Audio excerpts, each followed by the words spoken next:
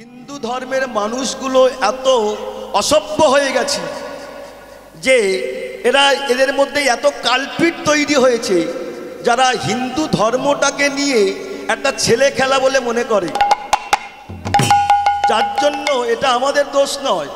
এই যে হিন্দু ধর্ম এত তলানিতে পড়ে যাচ্ছে শুধু আমাদের জন্য নয়, এই গুরুদেবদের গ্রুপবাজির জন্য আজকের হিন্দু ধর্ম এত তলানিতে পড়ছে। জানেন, গত পরশুদিন আমি মালদা ডিস্ট্রিক্টে গানে গিয়েছিলাম, তো সেখানে দেখছিলাম যে একটা গানের আওয়াজ আমার কানে ভেসে আসছিল।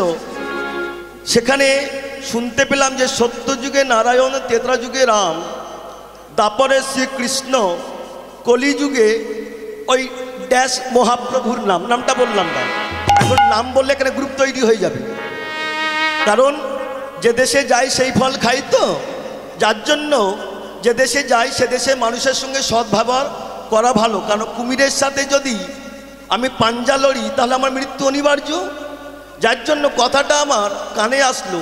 তাহলে আমার প্রশ্ন হলো এই যে সত্যযুগে নারায়ণ মানলাম, ত্রেতা যুগে রাম মানলাম, তারপরে কৃষ্ণ মানলাম, কিন্তু কলিযুগে যে মহাপ্রভুর নামটা নিয়ে তো দাপাদাপি হচ্ছে, তাহলে গৌরাঙ্গ মহাপ্রভু কি চুরি করে ঢুকেছে? গৌরাঙ্গ মহাপ্রভু কি তিনি আমাদের ভগবান নয়? তাহলে আমাদের জানতে হবে যে এই যে গৌরাঙ্গ মহাপ্রভু কৃষ্ণকে নিয়ে যে এত ক্রিটিসাইজ করছে, তা কারা ক্রিটিসাইজ করছে? আমাদের মধ্যে হিন্দু ধর্মের মধ্যে কিছু কালপিট জন্মগ্রহণ করেছে, যার জন্য হিন্দু ধর্ম আজকে এত তলানিতে নেমে গেছে। এখন প্রশ্ন, হিন্দু ধর্মটাকে পবিত্র করবেন কি করে? না, আগে প্রথমে আমাদের জানতে হবে ওই কালপিটগুলোকে আগে সন্নিধান করুন, আগে আইডেন্টিফাই করুন, করার পরে দেখবেন তাদেরকে ভালো পথে আনান, তাদেরকে বোঝান, দেখবেন তারা অটোমেটিকভাবে ভালো হয়ে গেছে, তখন আপনার হিন্দু ধর্ম পবিত্র হয়ে গিয়েছে। তাহলে প্রশ্ন, যে হিন্দু ধর্মটাকে বাঁচাতে গেলে আমাদের কি করণীয় কর্তব্য আছে? না, করণীয় কর্তব্য হলো আমাদের গৌরাঙ্গ মহাপ্রভুকে আগে আলোচনা করা। আলো তো নয়, এই যেন সব চোনায় পড়ে গেছে।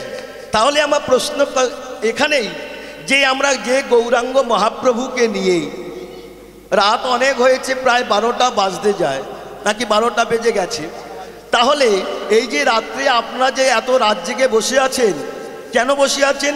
না, দুটো কৃষ্ণ কথা, দুটো গৌর কথা এবং দুটো নিতাই চাঁদের কথা শোনার জন্য। কিন্তু বাবা, কোনো গুরুদেব যদি বলে I am royal Bengal tiger, আমি ভগবান, এটা কিন্তু ঠিক হচ্ছে না। কারণ গুরুদেব কখনো ভগবান হতে পারেন না, আর ভগবান গুরুদেব রূপে অবতীর্ণ হয়েছেন, যার জন্য জীবাতু নামক গ্রন্থে রামদাস গোস্বামী পাদ তিনি কলম দিলেন, জীবেরও নিস্তারও লাগি নন্দসিত হরি, ভুবনেতে প্রকাশন গুরুরূপ ধরি। রামদাস বাবাজি মহারাজের পদ, যারা পাটবাড়ি আশ্রমে গিয়েছেন তারা অবশ্যই করে বইটাকে ফলো করেছেন, জীবাতু নামক গ্রন্থ। সেই যে জীবাতু নামক গ্রন্থে যে রামদাস বাবাজি মহারাজ লিখে গেলেন, জীবেরও নিস্তারও লাগি নন্দসুত হরি। এরা নিস্তার তো দূরের কথা, আরও হচ্ছে এরা মাটির গর্তে পুঁতে দিচ্ছে। কেন? এদের শুধু হচ্ছে কি গেল, কারা গুরুদেব কারা ভগবানের সাহায্যে? দেখেছেন? একটু ভাবেন কথাগুলো। এগুলো আমার প্রচন্ড গা করকর করে, শুধু আমার গা করকর করে একটাই কারণে, তারা দেখবেন আমাদের এই যে পাটবাড়ি আশ্রমে, বরাহনগর পাটবাড়ি আশ্রমে কিন্তু তাড়িয়ে তাড়িয়ে দীক্ষা দেয় না, এবং ইস্কন মায়াপুরে চলে যান, তাড়িয়ে তাড়িয়ে দীক্ষা দেয় না। আর এখন কিছু কিছু তারা নিজেকে ভগবান বলে ক্রিটিসাইজ করছে। কি? এরা বলছে কানের কাছে ফিস ফিস মাসে মাসে চাঁদা দিস, এরা ভগবান। আর যদি ভগবান হবে, আপনি হচ্ছে কি রাইটার্স বিল্ডিং থেকে খবর নিন, নবান্ন থেকে খবর নিন, পার্লামেন্ট থেকে খবর নিন, সুপ্রিম কোর্ট থেকে খবর নিন, হাইকোর্ট থেকে খবর নিন, তাদের মধ্যে হাইকোর্ট চলছে, ভগবানের মধ্যে হাইকোর্ট হয়েছে। তাহলে এরা হচ্ছে কি নিজেকে ভগবান বলে প্রতিষ্ঠা করার চেষ্টা করছে। বাবা, আপনি যতই ভগবান হন না কেন, আপনি কখনো ভগবান হতে পারবেন না। উত্তম কুমার সেন কথা বলছি। যদি কাক যদি বলতো আমি ময়ূর সাজবো, ময়ূরের পেখম যদি গুঁজিয়ে দিত, সে যে ময়ূর সাজতো, এটা সম্ভব? যদি আপনার গুরুদেব যদি ভগবান হতো, গৌরাঙ্গ মহাপ্রভুর নাম কেউ আলোচনা করতো না। এখন প্রশ্ন, যে কীর্তন কাহাকে বলা হবে? কীর্তনটা কি বস্তু? কীর্তনের জন্মটা কোথা থেকে হলো? কারণ যদি আমি দরজায় না ঢুকতে পারি, তাহলে কিন্তু আমি ঘরে প্রবেশ করতে পারবো না। আপনারা যে এত রাত পর্যন্ত বসে আছেন কীর্তন শুনছেন, তা আগে জানতে হবে কীর্তন কাহাকে বলে। হোয়াট ইজ কীর্তন? কীর্তনটা কি না বলছে, কীর্তন হলো কি রতন, রতনটা কি, কীর্তনের জন্ম হলো কিভাবে, এটা আগে জেনে যান। কীর্তন আপনারা অনেক শুনেছেন, অনেক শুনবেন। আপনারা ভাববেন না যে কীর্তন মানে একটু ধেই ধেই করে নাচলাম, একটু ক্লাসিক্যালে গান গাইলাম, এটা কীর্তন নয়। কীর্তন কাহাকে বলা হবে না বলছে, ভাষণের দ্বারা কৃষ্ণ বহির্মুখী জীব যখন কৃষ্ণমুখী হবে, এহেন ভাষণ হলো কীর্তন। এ কথাটা বললেন কে? আমাদের জাতের মানুষ নয়, বিধর্মী মানুষ। আমাদের বাড়ি থেকে, আমার বাড়ি থেকে বেশি দূরে নয়, চুরুলিয়া গ্রাম। আপনারা সবাই জানেন কার নামটা বলতে চাইছি। কাজী নজরুল ইসলাম তিনি প্রথম বলেছেন যে কীর্তনটা কাহাকে বলা হবে। তিনি বিধর্মী মানুষ, তা বিধর্মী মানুষ যদি হিন্দু ধর্মটাকে মেনে নিল, আর আমাদের মধ্যে এই কালপিটগুলো থেকে হিন্দু ধর্মটাকে মানছে না, কৃষ্ণকে নিয়ে ক্রিটিসাইজ করছে, ভাবা যায়? তাহলে কীর্তন কাহাকে বলা হবে? বলছে কৃষ্ণ বহির্মুখী জীব যখন কৃষ্ণমুখী হবে, এহেন ভাষণ হলো কীর্তন। তাহলে কীর্তনটা জন্ম হলো কি করে? আগেকার দিনে লক্ষ লক্ষ বছর আগে, হাজার হাজার বছর আগে মানুষেরা এরা নিজেদের সময়টাকে অতিবাহিত করার জন্য নারীমুখী হয়েছিল, অর্থাৎ নর্তকীমুখী হয়েছিল। পয়সা উপার্জন করত, সেই পয়সা উপার্জিত পয়সা যখন নর্তকীর পিছনে ঢেলে দিত এবং নর্তকীর পিছনে যখন নিজের সময়টা ব্যয় করত, এমন সময় এক মহামুনি মানবের আবির্ভাব হলো। তিনি বললেন, এই যে তোমরা যে এত নাচানাচি করছো নর্তকীর পিছনে, তোমরা এত টাকা ঢালছো, তুমি এক কাজ করো না, কি এই নর্তকীর পিছনে যেমন তোমরা নাচানাচি করছো, ওই নর্তকী কথাটা একটু পাল্টে দাও তো বাবা। নর্তকী কথাটা পাল্টে দেন, দেখবেন সেখানে কীর্তন এসে গেছে। এই যে তাহলে বলছে এই কীর্তনটা, কীর্তনের মধ্যে যদি নাচানাচি যায় তথাপিও ভগবানকে পায় না রে বাবা। যদি নেচে নেচে ভগবানকে পেত, আজকাল দেখেন না যেন ডিস্কো ড্যান্স হচ্ছে, এ তো কীর্তন হচ্ছে যেন ডিস্কো ড্যান্স হচ্ছে। কেউ ধেই ধেই করে নাচছে, কেউ থালার ওপরে নাচছে, কেউ বাটির ওপর নাচছে। আরে সার্কাস আরম্ভ করেছে। তা কীর্তনটা কি সার্কাস? কীর্তনটা কি এহেন বস্তু? তাহলে আগে জানতে হবে যে কীর্তন কি। তাহলে গৌরাঙ্গ মহাপ্রভু কাঁদছেন কেন? এর প্রশ্ন কি না, গৌরাঙ্গ মহাপ্রভু কাঁদছে একটা বিশেষ কারণে। কারণটা হলো যে তিনি একবার কাঁদিয়েছিলেন, বাবা এই জগতে যদি কোনো ব্যক্তি, সৎ ব্যক্তিকে যদি বিনা অপরাধে, অপরাধহীন অবস্থায় যদি তাকে কাঁদিয়ে রাখে, আপনি জানবেন যে আপনাকে অবশ্যই অবশ্যই করে কাঁদতে হবে। এই যে কাঁদতে হবে এ কথাটা আমরা জানি, তথাপি কিন্তু আমরা যে এত বেঈমান হয়ে গেছি, এত কৃষ্ণকে আমরা ভুলে গেছি, গৌরকে আমরা ভুলে গেছি, আমরা মানুষকে অযথা গালিগালাজ করছি, অকথ্য ভাষা বলছি। বাবা আপনি জানেন আপনার রক্তে বল আছে, আপনি ইয়াং, আপনার রক্তের জোরে আপনি মানুষকে এত কথা বলছেন, জানেন ওই ব্যথায় আপনাকে ডবল হারে রিটার্ন আসবে, ফেরত আসবে। গৌরাঙ্গ মহাপ্রভুর সেই ব্যথাটা আজকের ডবল হয়েছে। কেন ডবল হয়েছে? একটাই কারণে, তিনি সৎ ব্যক্তিকে কাঁদিয়ে রেখেছিলেন। তা সৎ ব্যক্তিটাকে, সৎ ব্যক্তিটার কেউ নয়, কে? আমার শ্রীমতী রাধারানী। যে রাধারানীকে কাঁদিয়েছিল কবে না, দ্বাপর যুগে কৃষ্ণ অবতারে যখন কৃষ্ণ ছিলেন, সেই কৃষ্ণ অবস্থায় তিনি আমার রাধারানীকে কাঁদিয়েছিলেন। কখন কাঁদিয়েছিলেন না, কাঁদিয়েছিলেন মাত্র 6 বছর 8 মাস বয়সে। এই 6 বছর 8 মাস বয়সে কি হয়েছিল না, আজকের হয়তো আপনাদের বাসরে রাস হবে কি আমি জানি না। আজকে রাস হবে? হবে না। আগামীকাল হবে? হবে না, রাস হয় না। বাবা আস্তে আস্তে, বাবা কি বলছে শুনুন। আচ্ছা, মিউজিকটা কম করে দেবে। তত্ত্ব কথা বলতে গেলে তো অনেক কিছু বুঝিয়ে বাজিয়ে বলতে হবে বাবা। অবশ্যই তত্ত্ব কথার মধ্যে আমি যাচ্ছি, সেই তত্ত্বের মধ্যে প্রবেশ করছি। তাহলে কি বলছে বাবা, সেই যে শ্রীমতী রাধিকা যিনি 6 বছর 8 মাস বয়সে, এই যে 6 বছর 8 মাস বয়সে যখন শ্রীকৃষ্ণ যখন রাসলীলা করেছিল, এই রাসলীলা কালে যখন ভগবান শ্রীকৃষ্ণ যখন রাসমঞ্চে দাঁড়িয়েছে, এমন সময় ব্রহ্মা এসে দাঁড়িয়ে বলছে, এই যে ঠাকুর, তুমি যে আজকের যে রাসলীলা করছো, এই যে রাসলীলা করেছো এবং ইতিপূর্বে যতগুলো তুমি লীলা করেছো, এই প্রত্যেকটা লীলায় কোনো না কোনো কিছু একটা ভুল হয়ে আছে। কিন্তু বাবা, আজকের যে তুমি যে রাসলীলাটা করবে, আজকের যে লীলাটা তুমি তৈরি করবে, এই লীলার সময়টা তুমি দেবে না, এই লীলার সময়টা দেব আমি। ব্রহ্মা এ কথাটা বলেছে। তাহলে ব্রহ্মার একটা দিন সমান কত? তত্ত্ব বলছে, শাস্ত্র বলছে কি না, বলছে সত্য, ত্রেতা, দ্বাপর, কলি 4 যুগে এমন দিব্য যুগ মানি, এমন 71 চতুর্যুগে হয় এক মন্বন্তর। এই এক মন্বন্তর হয় আমার ব্রহ্মার দিবস ও ভিতর।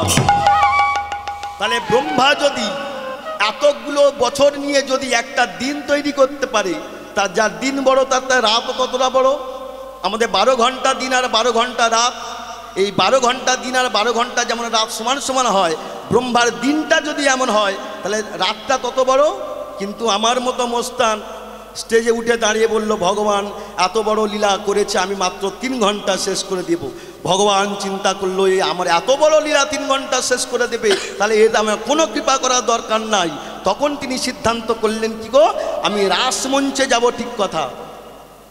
এই রাসমঞ্চে গিয়েই আমার ভগবান সিদ্ধান্ত করলেন, কি গো, আমি সখীবৃন্দকে নিয়ে নৃত্য করব, রাসলীলা আমি দাঁড়াবো।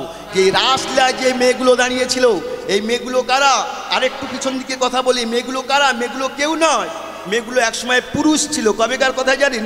যখন যোগমায়া দুর্গা পার্বতীর বিবাহ হয়, এই বিবাহ লগ্নে যোগমায়া দুর্গার পার্বতী রূপের 6টা রূপের জ্যোতি, রূপের লাবণ্য এত সুন্দর, এই রূপের লাবণ্য জ্যোতি দেখে ব্রহ্মা যখন আমার সতী মায়ের দিকে তাকিয়েছে, এই তাকাতে তো যখন তার শক্তিবিন্দু স্খলিত হয়, বালুকার উপরে শক্তিবিন্দু যখন পড়ে গিয়েছিল, চারিদিকে লক্ষ্য করলো, কি গো, আমার শক্তিবিন্দু পড়ে গেল, এটা কেউ দেখলো না তো? তাই তিনি কি করেছেন, বাম পা দিয়ে যখন সেই শক্তিবিন্দুটা বালুকার ওপরে মর্দন করে দেয়, এই বালুকার উপরে মর্দন করে দিয়েছিল বলে তার থেকে তৈরি হয়েছিল 60,000 বাল্যকিল্যমণি। এই 60,000 বাল্যকিল্যমণি যখন তৈরি হয়, ব্রহ্মার কাছে বলেছিল, এই যে ঠাকুর, তুমি যে আমাদের তৈরি করেছ, আমরা ভগবানের কৃপা পাবো না? ব্রহ্মা তখন বলল, অবশ্যই অবশ্যই করে তুমি কৃপা পাবে। কবে? আজকের নয়, কবে? আগত দ্বাপর যুগে যখন ভগবান শ্রীকৃষ্ণ আসছে, তোমরা এমন পুরুষ হয়ে থাকবে না, এমনভাবে জিন্সের প্যান্ট পরে থাকবে না, এমনভাবে যে কি গো স্কিন টাইট গেঞ্জি পরে থাকবে না, পুরুষ হয়ে থাকবে না। তোমরা কি হবে? তোমরা সবাই রমণী হয়ে যাবে, নারী হয়ে যাবে। এই যখন নারী হয়ে যাবে, আমার ভগবান শ্রীকৃষ্ণ তখন তোমাদের নিয়ে রাসলীলা করবে। এই রাসলীলা করার সময় তোমাদের মনোবাসনা পূর্ণ হবে। এই কথা হয়েছিল।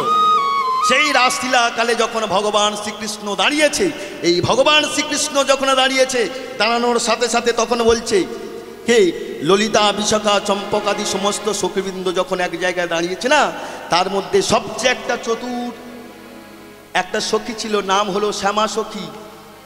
তার নামটা শ্যামা দেওয়া হয়েছে কেন না, তার গায়ের রংটা শ্যামা ছিল বলে ওই জন্য তাকে বলা হয়েছে শ্যামা সখী। শ্যামা সখী যখন বলল, ভগবান তুমি যে আমাদের কাছে এসেছো, এইবার তুমি আমাদের কাছে এসেছো যখন আমাদের নিয়ে তুমি নৃত্য করো। যখন বলেছে নৃত্য করবো না, এইবার রাধিকা তখন আমার ভগবান শ্রীকৃষ্ণকে বলছে, এই যে কৃষ্ণ, তুমি তো বলো যে তুমি আমার রাধিকে, তুমি আমার প্রাণাধিকে, তুমি আমার প্রাণের চাইতে বেশি ভালো। আচ্ছা বলো তো, এই যে রাসমঞ্চে প্রত্যেকটা সখী একটা করে কৃষ্ণ পেয়েছে, আমিও একটা পেয়েছি, তাহলে আমি বেশি কি পেলাম? যখন বলেছে আমি বেশি কি পেলাম, তখন আমার ভগবান শ্রীকৃষ্ণ রাধিকাকে নিয়ে অন্তর্ধান হয়ে গেল। এই অন্তর্ধান যখন হয়ে গেলে, একে বলা হয় অন্তর্ধান রাসলীলা, শ্রীমদ্ ভাগবত 10ম স্কন্ধ ভাগবত। তাতে বলছে, এই যে অন্তর্ধানে রাসলীলায় ভগবান শ্রীকৃষ্ণ যখন শ্রীমতী রাধিকাকে নিয়ে যখন অন্তর্ধান হয়ে গেলেন না, এইবার অন্তর্ধান হয়ে যাবার পরে সমস্ত সখীবৃন্দ কেউ আর আমার কৃষ্ণকে দেখতে পাচ্ছে না, আমার রাধাকে দেখতে পাচ্ছে না। যখন আমার রাধাকে দেখতে পাচ্ছে না না, এবার সমস্ত সখীবৃন্দ বলছে, রাধা কোথায় গেছে, কৃষ্ণ কোথায় গেছে? যখন বলছে রাধা কোথায় গেছে, কৃষ্ণ কোথায় গেছে, এই কথা যখন বলে সমস্ত সখীরা খুঁজতে খুঁজতে বনের ভিতরে গিয়ে লক্ষ্য করে দেখল যে রাধে বনের ভিতরে পড়ে আছে। যখন বনের ভিতরে পড়ে আছে, কেন রাধা একা বনের ভিতরে পড়ে আছে, কেন পড়ে আছে তার একটাই বিশেষ কারণে। কারণটা কি জানেন? দেখবেন যখন শিষ্য যখন গুরুদেবের কাছে থাকে তখন গুরুদেবের প্রতি শিষ্যের ভক্তিটা একটু কমে যায়, এটা নিয়ম। ছাত্র যদি সবসময় মাস্টারের পিছু পিছু থাকে দেখবেন সেই ছাত্রের শিক্ষকের প্রতি একটু মর্যাদাটা একটু কম হয়ে যায়, এটা নিয়ম।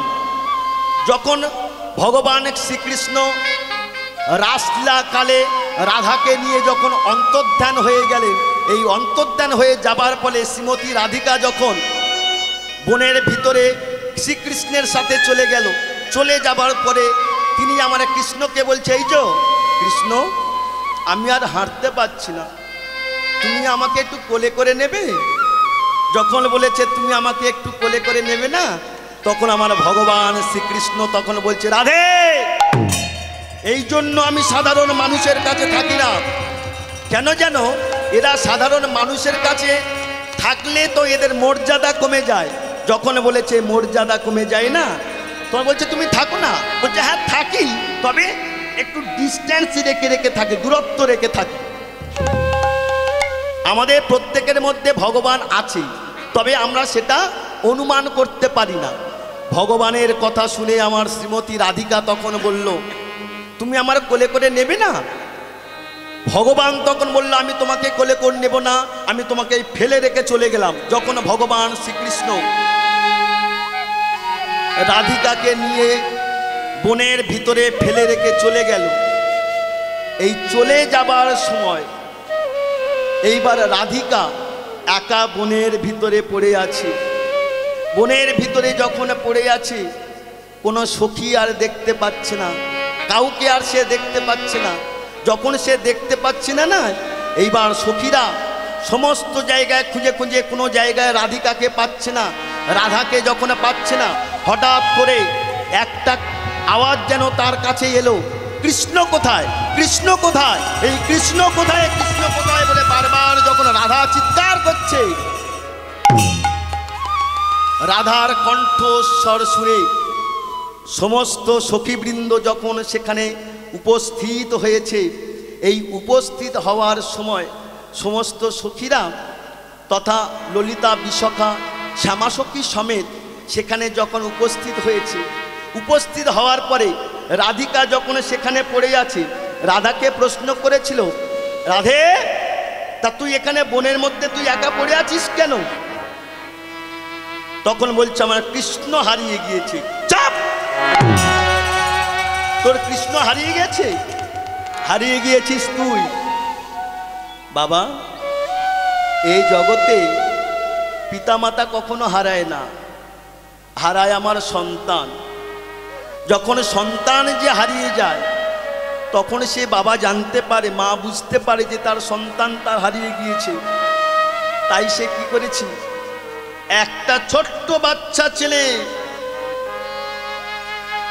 মাত্র তার 8 বছর বয়স, সেই 8 বছর বয়সের ছেলেটা না বাবার কাছে বলেছে, বাবা, আমি বাজারে যাব, তুমি আমাকে বাজারে নিয়ে যাবে, আমাকে মেলায় নিয়ে যাবে। বাবা তখন বলছে, খোকা, ওখানে তুই যাস না। কেন? ওখানে গেলে অনেক দোকান দেখবি, অনেক মিষ্টির দোকান দেখবি, অনেক খেলনার দোকান দেখবি, অনেক মানুষ দেখবি। এই অনেক মানুষ দেখতে দেখতে কখন তুই তোর বাবাকে হারিয়ে ফেলবি তুই তো জানতে পারবি না। খোকা, তোর বাজারের মধ্যে যাওয়া দরকার নাই। ছেলে শুনল না, বাবার কাছে আবদার করছে, চলো না বাবা, আমাকে বাজারে নিয়ে চলো। বাবার মাথায় মোট, সেই মোট সমেত বাবা একটা হাত দিয়ে মোট ধরে আছে, ছেলেটাকে একটা হাত ধরে আছে, ছেলেটা বাবার আঙুল ধরে আছে। বাবা যখন হাটের মধ্যে প্রবেশ করেছে, বাজারের মধ্যে প্রবেশ করেছে, এই বাজারের মধ্যে যখন প্রবেশ করেছি না, প্রবেশ করার সাথে সাথে ছেলেরা দেখছি এ কি, এখানে এত মানুষ কেন, এত মানুষ সেখানে আছে, এত দোকান সেখানে আছে, এত খেলনার দোকান আছে, এত মিষ্টির দোকান আছে, এত জিলাপির দোকান আছে, এতগুলো যখন দোকান আছে না, সেই দোকান দেখতে দেখতে ছেলেটা কখন তার বাবার আঙুল ছেড়ে দিয়েছে ছেলেটা নিজেও জানে না, বাবা জানে না তার হাত ছেড়ে গিয়েছে, ছেলের হাত। যখন ছেলের হাত ছেড়ে গিয়েছে, এইবার সেই ছেলেটা যখন চিন্তা করলো সন্ধ্যা হয়ে এসেছে, চিন্তা করলো সূর্য পাটে গিয়েছে, চারিদিকে যখন অন্ধকার, এই অন্ধকার অবস্থায় যখন ছেলেটা আর কাউকে দেখতে পাচ্ছে না, এইবার ছেলেটা কাঁদছে, আমার বাবা কোথায়, বাবা তুমি কোথায়, বাবা বাবা বলে চিৎকার করছে। মেলার কোনো লোক সাড়া দিল না। যখন এই কথা বলছে না, মেলার দোকানের সামনে, বাজারের দোকানের সামনে একটা মিষ্টির দোকানে ছিল। সেই মিষ্টির দোকানি তখন বলছে, এই খোকা কি হয়েছে, তুই অমন ভাবে কাঁদছিস কেন খোকা? আমার বাবা হারিয়ে গিয়েছে।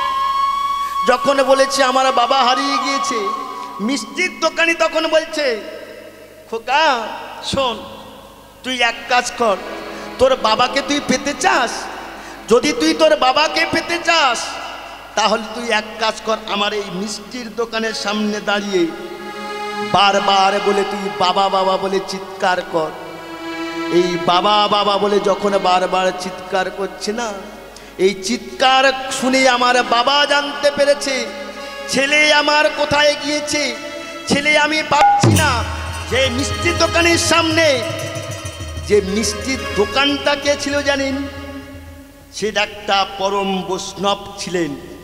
সেই পরম বৈষ্ণব তিনি মিষ্টির দোকানে দাঁড়িয়ে বলছে, খোকা এইখানে দাঁড়িয়ে যদি তুই তোর বাবাকে যদি চিৎকার করে রাখতে পারিস, তাহলে অবশ্যই অবশ্যই করে তুই তোর বাবাকে তুই পাবি। ছেলেটা কথা মতো বাবা বলে চিৎকার করছে। চিৎকার করতে করতে ছেলেটার কাছে যখন তার বাবা এসেছে, বাবা আসার পরে বলছে, খোকা তুই বাজারে এলি কেন? এই যে বাজারে যে এতগুলো মানুষ তুই দেখেছিস, এই মানুষগুলো কারা? এই বহির্জগতে যদি কোনো মানুষকে দেখা যায়, এই বহির্জগতের সাথে আমাদের যদি অন্তর্জগতে সংসারের দিকে তাকিয়ে দেখুন, এই মানুষগুলো কারা? এই মানুষগুলো হলো আমাদের বন্ধু বান্ধব, ছেলে পুলে, নাতিত নাতনি, কিংবা আরো আত্মীয় পরিজন, এরা হলো সেই মানুষ। আর মিষ্টির দোকানিকে, মিষ্টির দোকানি আর দোকানি কেউ নয়, সেই মিষ্টির দোকানির দোকান হলো, সেটাকে মিষ্টির দোকানি দোকান হলো আমার স্বয়ং গৌরাঙ্গ মহাপ্রভু। সেই যে গৌরাঙ্গ মহাপ্রভু গুরুদেবের কাছে যখন বলেছিল যে তুমি গুরুদেবের আশ্রিত হও, যদি তুমি গুরুদেবের আশ্রিত হতে পারো তাহলে তুমি অবশ্যই অবশ্যই করে তুমি একদিন না একদিন কৃপা পাবে। রাধারানী যখন একটা জায়গায় পড়ে আছে না, এই জায়গায় যখন সেখানে পড়ে আছে আর কাউকে দেখতে পাচ্ছে না, যখন কাউকে দেখতে পাচ্ছে না, এইবার তখন শ্যামা সখী বলল, তুই এক কাজ কর, কি? তুই কৃষ্ণ কৃষ্ণ বলে ডাক। এই কৃষ্ণ কৃষ্ণ বলে যদি ডাকিস না, তখন অবশ্যই করে কৃষ্ণ তোর কাছে আসবেই আসবেই। এই কথা শোনা মাত্র, আমার ললিতার কথা শুনেই মাত্র রাধিকায় আমার তার নিজের আঙুল দিয়ে মাটির ওপরে লিখে দিলেন, কি? কৃষ্ণ কৃষ্ণ কৃষ্ণ কৃষ্ণ কৃষ্ণ কৃষ্ণ কৃষ্ণ কৃষ্ণ কৃষ্ণ কৃষ্ণ কৃষ্ণ কৃষ্ণ কৃষ্ণ কৃষ্ণ হে কৃষ্ণ কৃষ্ণ কৃষ্ণ কৃষ্ণ কৃষ্ণ কৃষ্ণ কৃষ্ণ হে কৃষ্ণ কৃষ্ণ কৃষ্ণ কৃষ্ণ কৃষ্ণ কৃষ্ণ কৃষ্ণ হে কৃষ্ণ কৃষ্ণ কৃষ্ণ কৃষ্ণ কৃষ্ণ কৃষ্ণ কৃষ্ণ হে কৃষ্ণ কৃষ্ণ কৃষ্ণ কৃষ্ণ কৃষ্ণ কৃষ্ণ কৃষ্ণ হে কৃষ্ণ আমার দেখা দাও হে কৃষ্ণ আমার দেখা দাও হে কৃষ্ণ আমার দেখা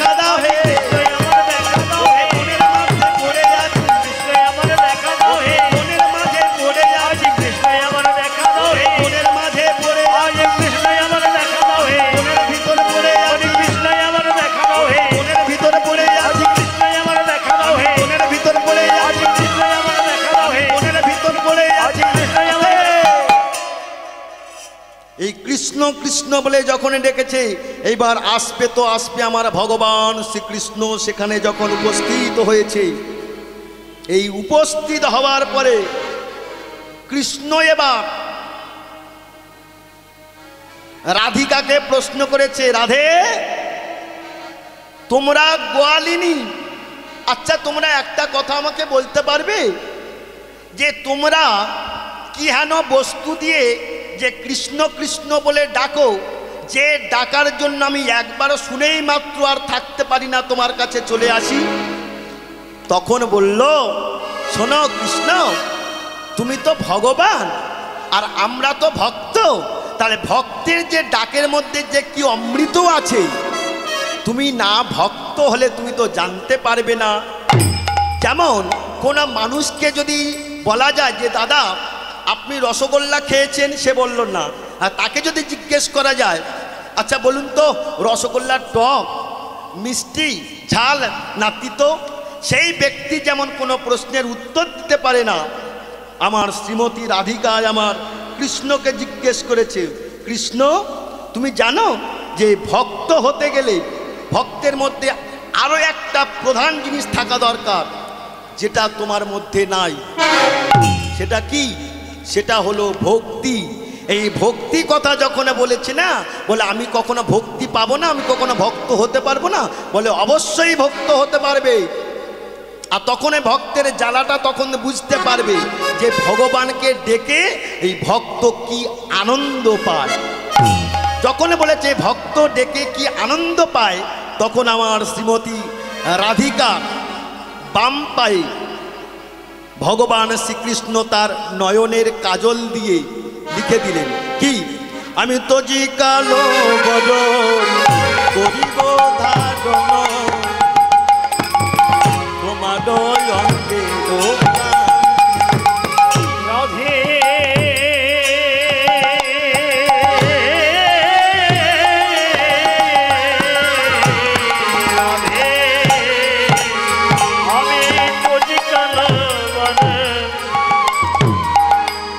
করিব ধারণ তোমার অঙ্গের কান্তি। আমি তোজি কালো বদন করিব ধারণ তোমার অঙ্গের কান্তি। আমি তোজি কালো বদন করিব ধারণ তোমার অঙ্গের কান্তি। আমি রাধা নাম লয়ে ফিরায়ে ফিরায়ে, আমি রাধা নাম নিয়ে কাঁদিয়ে কাঁদিয়ে ও গোরা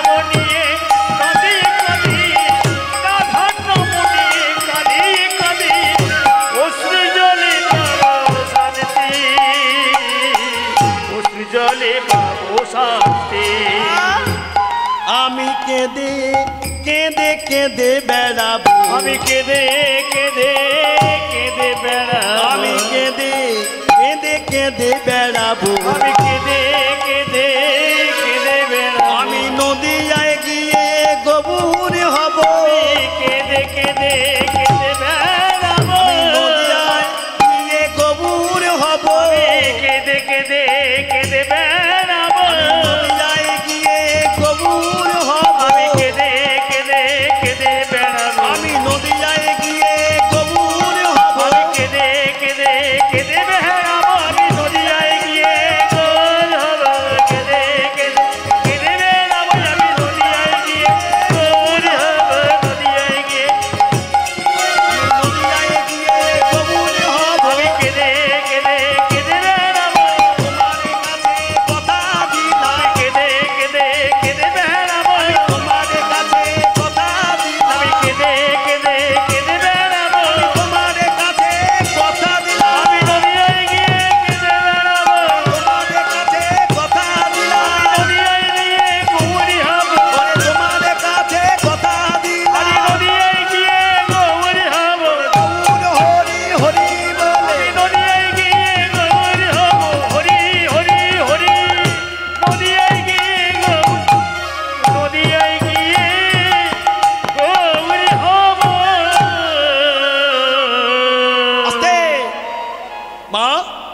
গৌরাঙ্গ মহাপ্রভু এসেছেন। তাই এই গৌরাঙ্গ যে মহাপ্রভু এসেছেন কার জন্য? বাবাদের জন্য না, গৌরাঙ্গ মহাপ্রভু এসেছেন এই মায়েদের জন্য এসেছেন। এখন আমার দুর্ভাগ্যের কপাল যে সময়টা যে সময়ে ছিল, সময়টা অনেকটা পরিবর্তন হয়েছে, অনেক লেট হয়ে গেছে। আমার লেট হয়নি, কমিটির লেট হয়েছে। এবং যে এত রাত্রে এই যে তত্ত্ব কথা কীর্তন কথা চলছে, যাই হোক আপনাদের চরণে কোটি কোটি দণ্ডবত প্রণাম যে আপনারা এত রাত পর্যন্ত এই মূর্খ কীর্তনিয়ার কীর্তন গান শুনছেন, এটা আমার পরম আনন্দ। তাহলে মা, এই যে কথাটা বলছিলাম যে গৌরাঙ্গ মহাপ্রভু এলেন বাবাদের জন্য আসে নাই, এসেছে মায়েদের জন্য এসেছে। কেন? দেখুন, লক্ষ্য করে একটু, শাস্ত্রে কোনো জায়গায় বলা নাই যে জগন্নাথ মিশ্র তনয়ে গৌর হরি। শাস্ত্রে পরিষ্কার করে লেখা আছে কি? শচী নন্দন গৌর হরি। তাহলে গৌরাঙ্গ মহাপ্রভু মাতৃপ্রেমামৃত হয়ে জন্মগ্রহণ করেছেন, মায়ের নামটা নিয়েছেন। কেন? গৌরাঙ্গ মহাপ্রভু জানতেন এই মা হলো সংসারের ভক্তি, বাবা হলেন অহংকার, মা হলেন ভক্তি। সংসারের অনুরাগ কে হবে? এই পুত্র হলো সংসারের অনুরাগ। সংসারের পুত্র যদি অনুরাগ হয় তাহলে সংসারের শান্তিটা কে আসবে? ওই যে মেয়েটা বসে আছে না, ওই মেয়ে হলো সংসারের শান্তি। বাবা, আমাদের সংসার এমনভাবে পা দিয়েছে, এমন যুগের সাথে পা দিয়েছে, অর্ধেকের বেশি বাবা মা বলে আমার অমন শান্তির দরকার নাই। কেন? যদি কোনো প্রকারে বাড়িতে একটা শান্তি এসে হাজির হয়েছে, কমপক্ষে 3 লাখ টাকা, নতুবা শান্তি ছেঁড়াছিড়ি বাঁধিয়ে দেবে। ওই জন্য সিদ্ধান্ত করলো আমার শান্তির দরকার নাই। গৌরাঙ্গ মহাপ্রভু জানতেন যে তিনি মায়ের নামটা নেবেন। কেন? মা হলেন সংসারের ভক্তি। মা, যে সংসারের মা নাই না, সেই সংসারের কোনো দাম নাই। কারণ এই সংসারের মা হলো মেন কিটকাট। যেমন বাড়ির মেন কিটকাট ফেলে দিলে যেমন বাড়ি অন্ধকারে নিমজ্জিত হয়ে যায়, কোনো সংসারের মধ্যে যদি মা যদি না থাকে না, সংসার যে কোন দিকে যাবে তা কিন্তু আর বলা যাচ্ছে না। নতুবা কত তুই ইনকাম করে আনবি, এদিকে ইনকাম করছে ওদিকে চলে যাচ্ছে। কেন? সংসারের মা ঠিক নাই। যে সংসারের মা ঠিক নাই তাহলে সে সংসার থাকতে পারে না। প্রমাণ, আপনার 3 ছেলেকে রেখে দিয়ে আপনি যদি এক বেলার জন্য বাপের বাড়ি যান না, এই খোকা তোরা 3 ভাই এখানে থাক, এক বেলার জন্য আমি বাপের বাড়িতে যাচ্ছি। মা সুন্দর করে ঘরটা গুছিয়ে সুন্দর করে ফুলের মতো গুছিয়ে রেখে গিয়েছে এক বেলার জন্য। এক বেলা যখন পরে মা আবার বাড়িতে ফিরে এসেছে না, সেই যে সংসার, সে সংসার আর সংসার নাই, সে যেন একটা গোয়ালখানা তৈরি হয়ে গিয়েছে। কেন? কোথাকার জিনিস সে কোথায় পেলেছে? মা সংসারে নাই বলে। যে সংসারের মা নাই সেই সংসারে কোনো দাম নাই। গৌরাঙ্গ মহাপ্রভু জানতেন, ওই জন্য আমি মায়ের নামটা নিয়ে জন্মগ্রহণ করব। কেন? মা হলো সংসারের আসল ভক্তি গো মা। প্রমাণ দেখুন, বাবা আর মা যদি এক জায়গায় মাংস ভাত খায় না, এমন মাংস ভাত খেতে খেতে ছেলে যদি পাড়ার যত ময়লা আবর্জনা নোংরা মেখে এসে বাবার সামনে এসে দাঁড়ায়, বাবা তখন তাকে দূর দূর করে দেয়। মা কিন্তু বলছে না, মা বলছে খোকা বাবার কথা তুই কিছু মনে করিস না। ওগো, আমাদের একটা মাত্র ছেলে, একটা মাত্র পুত্র, একটা মাত্র কন্যা, ওকে অমনভাবে কথা বলে নাকি? মা মাংস ভাত ফেলে দিয়ে যখন ছেলেটাকে পুকুরে নিয়ে গিয়ে কিংবা বাথরুমে নিয়ে গিয়ে কিংবা কলের কাছে নিয়ে গিয়ে যখন ছেলেটাকে সুন্দর করে সাবান মাখিয়ে পরিষ্কার চকচকে করে দিয়ে কপালে যখন একটা তিলক দিয়েছে না, এবার তিলক দেওয়ার পরে সুন্দর করে যখন তাকে জামা কাপড়টা গুছিয়ে দিয়ে, সেই যে বাবাটা দূর করে দাঁড়িয়ে দিয়েছিল, সেই বাবাটা তখন দেখবেন ছেলেটা সুন্দর দেখতে হয়েছে, ওই জন্য ছেলেটাকে গোপনগা নিয়ে গিয়ে পাড়াতে ধেই ধেই করে চলেছে। কেন? বাবা ময়লা আবর্জনা পছন্দ করে না, বাবা অহংকারী ব্যক্তি। গৌরাঙ্গ মহাপ্রভু জানতেন কলির জীবের মানুষ এরা এত অহংকারে নিমজ্জিত হয়ে আছে, এই অহংকারে জীবকে পরিত্রাণ করার জন্য তাই আমি কি করব গো, নোংরা আবর্জনা মাখা কলির মানুষকে উদ্ধার করব, আমি মায়ের নামটা নিয়ে উদ্ধার করব। কেন গো, এই মায়ের নামটা নিয়েছে, আরো একটু বলে যাই, এই মায়ের নামটা নিয়েছে কেন দেখুন, গৌরাঙ্গ মহাপ্রভু জানতেন এই মা যদি ভক্তিমতী না হয় তাহলে দেখবেন বাবা, সংসারের ছেলে কিংবা মেয়ে, এই ছেলে কিংবা মেয়ে আপনার কিংবা অন্যজনার, এই ছেলে কিংবা মেয়ের উন্নতিটা নির্ভর করছে সম্পূর্ণ মায়ের উপরে। কেন, এই মায়ের উপরে নির্ভর করবে ছেলেটা উপর দিকে উঠবে না জমরার গর্তে যাবে, এই মার উপর নির্ভর করছে যে ছেলেটা উন্নত হবে না ছেলেটা মূর্খ হবে, মার উপর নির্ভর করছে ছেলেটা সাধু হবে না ছেলেটা চুল্লুখোর হবে। মা, ওই জন্য গৌরাঙ্গ মহাপ্রভু জানতেন আমি মার নামটা নেব, ওই জন্য তিনি নামটা কি নিয়েছে দেখুন, শচী নন্দন গৌর হরি। শাস্ত্রে কোনো জায়গায় বলা নাই যে জগন্নাথ মিশ্র তনয় গৌর হরি। আপনাদের হাউসে আমি একটা প্রশ্ন থরে করতে চাই, প্রশ্নটা হলো এই, গৌরাঙ্গ মহাপ্রভু এলেন কবে গো মা? আপনারা জানেন? একজন মা হাত তুলে বলুন তো, তাহলে আমি জানবো। এই যে আমতলা গ্রামের কি জায়গাটার নাম কি জানো? সুখদেবপুর। তাহলে জানবো এই মায়েরা শক্তি এই গ্রন্থ অধ্যয়ন করে। মা, আপনি না জানলে আমি বলে দিচ্ছি গৌরাঙ্গ মহাপ্রভু কবে এসেছিল। গৌরাঙ্গ মহাপ্রভু এসেছিল ফাল্গুনী পূর্ণিমার দিন। এই ফাল্গুনী পূর্ণিমার দিন এসেছিলেন কেন? এই ফাল্গুনী পূর্ণিমার নামটা একটু লক্ষ্য করে দেখুন, নামটা বলে দেওয়া আছে কি, নামটা হলো দোল পূর্ণিমা, নামটা দেওয়া হচ্ছে হোলি পূর্ণিমা। তাহলে পঞ্জিকাতে মতে একটা পূর্ণিমার তিনটে নাম দেওয়া হয়েছে, একটা হলো ফাল্গুনী পূর্ণিমা, একটা দোল পূর্ণিমা, একটা হোলি পূর্ণিমা। এই যে হোলি পূর্ণিমার দিনে গৌরাঙ্গ মহাপ্রভু এলেন কেন? কারণটা কি? কারণটা হলো, তত্ত্বটা হলো কি? তত্ত্বটা হলো এটাই বাবা, যে তিনতলা বাড়ির মালিক, আমি যে মালিকের কাছে এসেছি, মাননীয় যে সভাপতি, তিনি কোটি কোটি কোটি টাকার মালিক, তার সঙ্গে ফোনে কথা হয়, তার নার্সারি ব্যবসা আছে।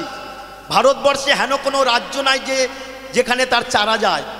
এহেন ব্যক্তি যে কোটি কোটি টাকার মালিক, সেই যে কোটি টাকার মালিক, দেখবেন তিনি লক্ষ্য করে দেখবেন রং মাখার ভয়ে তার যে বাড়িতে যে পড়েছিল যে ছেঁড়া গেঞ্জিটা, ওই গেঞ্জিটা সেদিন পড়েছে। কেন? রং মাখার ভয়ে। যে ভ্যান চালিয়ে খায়, যে ভ্যান চালিয়ে খায়, যার একটা মাত্র ছেঁড়া গেঞ্জি, সেই ছেঁড়া গেঞ্জিটা সেও সেদিন পরে বেরিয়েছে। তখন জানা যাবে না কে ধনী, জানা যাবে না কে দরিদ্র, জানা যাবে না কে মূর্খ, জানা যাবে না কে পণ্ডিত। যখন সমাজে সমস্ত মানুষ যখন এক জায়গায় মিলেমিশে একাকার হয়ে গেছে, সেই অবস্থায় গৌরাঙ্গ মহাপ্রভু জানেন যে মানুষ যখন একাকার হয়ে মেলামেশা করে গেছে, এহেন দিনে আমি জন্মগ্রহণ করব। এই জন্য গৌরাঙ্গ মহাপ্রভু এই তিথিটা পাওয়ার জন্য মায়ের গর্ভে তিনি 13টা মাস ছিলেন। এই তিথিটা পাওয়ার জন্য সেই গৌরাঙ্গ মহাপ্রভু আজ যখন হরিনাম প্রেমের ডালিটা নিয়ে যাচ্ছে না, যখন হরিনাম প্রেমের ডালিটা নিয়ে যাচ্ছে, অদ্বৈত আচার্য বলছে, এই যে প্রভু, আপনি এদেরকে যত হরিনাম বলানোর চেষ্টা করুন না কেন, এরা কখনো হরি কথা বলবে না। কেন না? এদের মধ্যে ভক্তি নাই, ভক্তি কম আছে। যেই বলেছে ভক্তি কম আছে না, আমার গৌরাঙ্গ মহাপ্রভু বলছেন অবশ্যই এদের মধ্যে ভক্তি আনানো দরকার আছে। যেই বলেছে ভক্তি আনানো দরকার আছে, অদ্বৈত আচার্য বলছে কিভাবে এদের মধ্যে ভক্তি আনবো না, ভক্তি আনতে গেলে একটা উপায় আছে। কি না? উপায়টা হলো কি? উপায়টা হলো এটাই কি, গৌরাঙ্গের মধুর মধুর লীলা,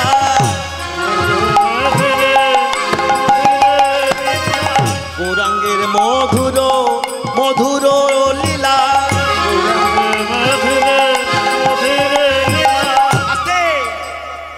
এই গৌরাঙ্গের মধুর লীলা যার কর্ণে প্রবেশিলা, সেজন নারী ভক্তি রসসার। এই গৌরাঙ্গের লীলা যার কর্ণের মধ্যে প্রবেশ করেছে সেই জানতে পারে যে গৌরাঙ্গ লীলার কতটা মধু আছে, কতটা প্রেম আছে। সেই গৌরাঙ্গ মহাপ্রভু নাম প্রেমের ডালিটা নিয়ে যাচ্ছে। তাই আমার অদ্বৈত আচার্য বলছে কি, গাহ পুন পুন গৌরাঙ্গে গুণ,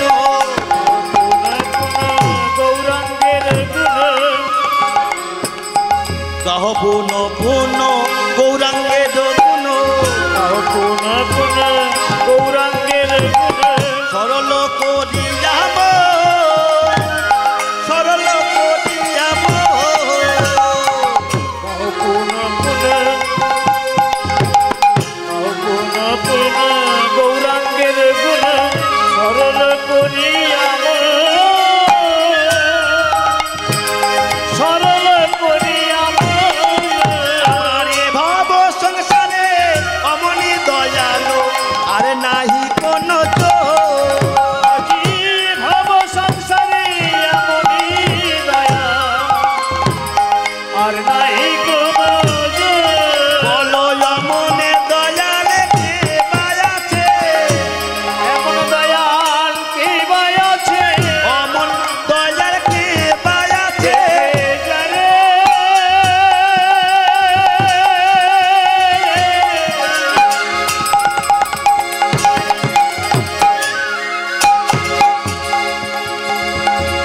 একেবারে দেখে যা